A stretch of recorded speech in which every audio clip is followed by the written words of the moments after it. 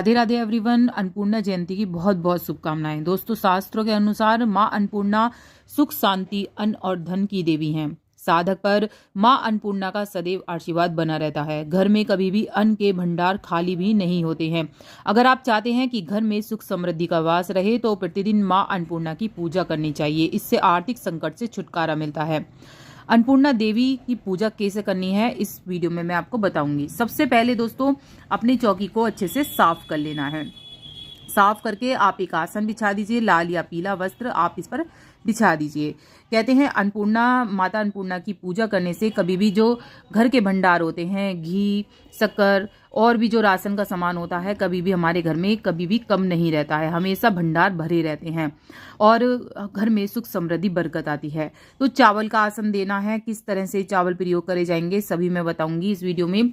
सबसे पहले आप देख लीजिए, यहाँ मैंने चावलों का आसन दिया है। माता अन्नपूर्णा की तस्वीर आपके पास ना हो तो माता पार्वती या फिर भगवान शिव की आप पूजा कर सकते हैं, क्योंकि माता जो अन्नपूर्णा है वो भगवान माता पार्वती का ही रूप है, तो आप उनकी पूजा कर सकते हैं। अगर आपके पास माता पार्वती और भगवान शिव की तस्वीर भी नहीं है तो आप सुपारी की पूजा कर सकते हैं। यहाँ मैंने चावल का आसन देके गणेश जी स्थापित कर दिए हैं और छोटा सा आसन देके अपना कलश स्थापित कर दिया। कलश जरूर स्थापित करा जाएगा। कोई से भी देवी देवताओं की पूजा करी हो तो कलश जरूर स्थापित करा जाता है। कलश में सभी देवी देवताओं का वास माना गया है। तो यहाँ मैंने एक हल्दी की गांठ और एक सिक्का ले लिया है।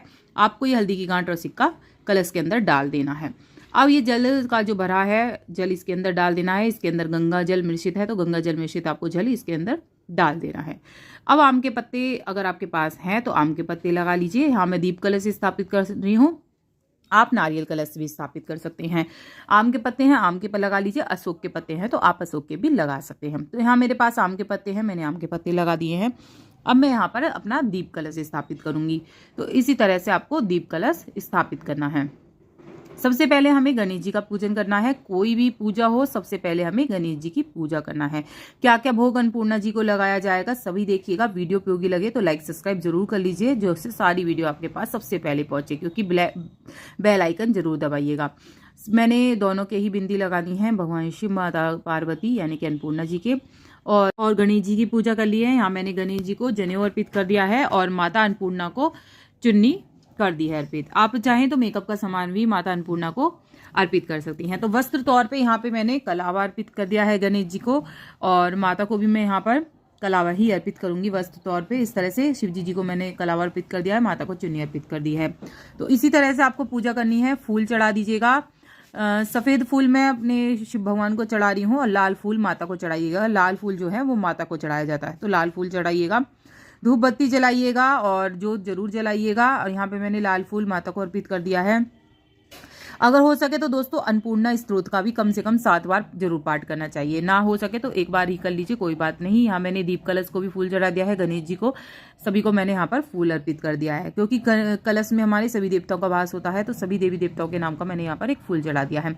अब माता को 7 जो है क्या क्या सामान अर्पित करा जाएगा आप देख लीजिए। आप घर की रसोई में से ये सामान आपको अर्पित करना है। तो एक प्लेट रख लीजिएगा और माता अन्नपूर्णा को हमें अर्पित करनी है चीज़ें। तो सबसे पहले मैं यहाँ पर चीनी अर्पित करूँगी और यहाँ पर मैंने मूंग की दाल ली है, मूंग की दाल ले ली है। यहाँ पे मैं मूंग की दाल अर्पित कर रही हूँ। इसके बाद मैंने धनिया ले लिया है, धनिया अर्पित करूँगी। आपके पास धनिया ना हो तो और भी चीज़ ले सकते हैं। धनिया लिया है और मैंने यहाँ पर जो है वो ले लिए हैं।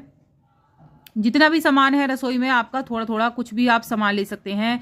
जौ अर्पित कर दिए हैं, जौ है तो जौ अर्पित कर दीजिए, गेहूं है तो गेहूं, चने की दाल मैंने अर्पित कर दी है। और यहाँ पर मैंने जो है चीनी अर्पित कर दी है, घी अर्पित कर दीजिए। आपके जो भी रसोई में चीज़ें हैं चीनी अर्पित कर दी है। तो 7 चीज़ें, रसोई की 7 चीज़ें आपको अर्पित करनी है। 7 चीज़ें जो भी आपकी हैं, क्योंकि घर में हमें धन के भंडार, खाने के भंडार भरे रहें, इस तरह से हमें ये सामान भोग लगा के अपने भंडार में भरना है। जितना भी आपने सारा भोग जो अर्पित करा है, माता अन्नपूर्णा को चढ़ाया है, ये आपको अपने जो किचन के डिब्बे हैं उनमें वापस ये बाद में पूजा के बाद अगले दिन या शाम को आपको ये उसमें भर देना है। आप ये पूजा सुबह को भी कर सकते हैं, दोपहर को भी कर सकते हैं, शाम को भी। पूरा दिन अन्नपूर्णा जयंती मनाई जाएगी।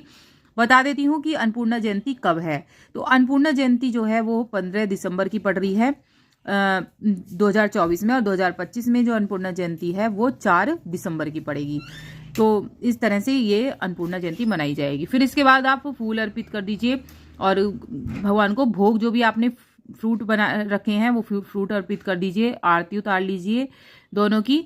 आरती उतारने के बाद आपको जो भी सामान हो भोग में जो भी आपने बनाया, तो यहाँ पे मैंने गुड़ के लड्डू बनाए हैं, तो मैं सिर्फ गुड़ के लड्डू ही भोग में लगा दूंगी।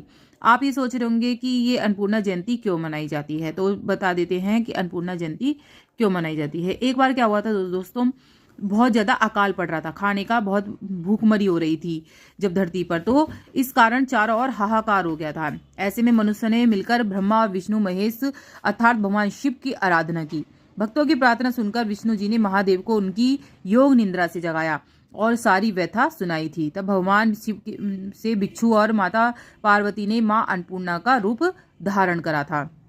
भगवान शिव ने माता अन्नपूर्णा से भिक्षा मांगी और पृथ्वी पर आकर सभी इंसानों में अन्न वितरित किया था। धार्मिक मान्यताओं के अनुसार दोस्तों इसके बाद कभी भी पृथ्वी पर अन्न और जल की कभी कमी नहीं हुई। तभी से मां अन्नपूर्णा की पूजा की जाती है। जो आपने सामान रखा है ये इतना पवित्र हो जाता है, इतना सिद्ध हो जाता है कि आपके जो भी आप जिसमें भी ये डालेंगे वो कभी अभी आपका डिब्बा खाली नहीं रहने का है। तो ये इतनी सिद्ध हो जाती हैं ये चीज़ें।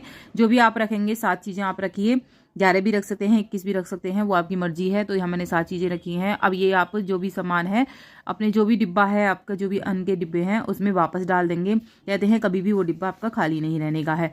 इस तरह से पूजा संपन्न होती है। और इसके बाद आप ये जो गुड़, मैंने यहाँ पे गुड़ के लड्डू बनाए हैं, जो भी आपकी मिठाई हो वो आप यहाँ पर भोग लगा सकते हैं। ये माघ पूर्णिमा में ही पड़ती है अन्नपूर्णा जयंती। इस दिन विशेष पूजा करनी चाहिए। तो घंटी बजाते हुए सभी का भोग लगाना है। जितने भी आपके देवी देवता रखे हैं पूजा में उन सबका आपको भोग लगाना है। और भी कुछ पूछना है तो जरूर पूछिएगा।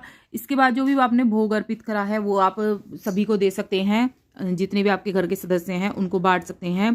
फल फ्रूट आप खा लीजिए। जो सारा सामान आपने जो चढ़ाया है इसके बाद आपको दक्षिणा जरूर चढ़ानी है। तो दक्षिणा चढ़ा के आरती उतार के आपको ये पूजा संपन्न करनी है। जो आपने सामान रखा है आपको अगले दिन ही ये उठाना है या फिर आपको शाम को उठाना है। तुरंत आपको ये सामान नहीं उठाना है कि पूजा होते ही आपको ये सामान उठा लेना है, ऐसा नहीं करना है। कम से कम जो होता है 2 या 2.5 घंटे आपको ये रखना है। और जोत इतनी जलती रहनी चाहिए कि वो कम से कम आधे घंटे, इतना तेल रखना है आपको जोत में कि आधे घंटे या 1 घंटे जलती रहे। अगर आप करना चाह रहे हैं बड़ी पूजा तो आप पूरा अखंड दीपक भी पूरे दिन का जला सकते हैं। राधे राधे।